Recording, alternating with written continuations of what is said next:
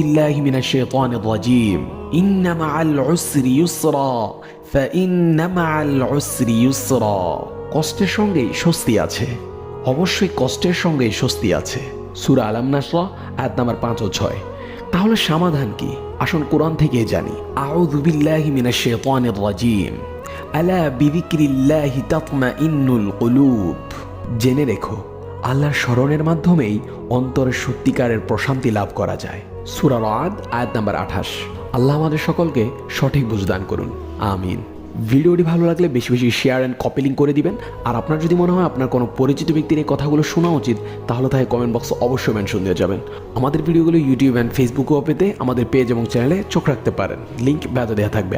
আর যদি লিঙ্ক খুঁজে না পান, তাহলে ইউটিউব, ফেসবুক, ইনস্টাগ্রাম যে কোনো প্ল্যাটফর্মে গিয়ে সার্চ করে ফেলুন দ্য স্টার অফ নলেজ। ইনশাআল্লাহ আমাদের চ্যানেলটি পেয়ে যাবেন। ওকে, ফি আমানিল্লাহ। আবার আমাদের একতরফা কথা হবে নতুন কোনো ভিডিওতে। ভালো থাকবেন।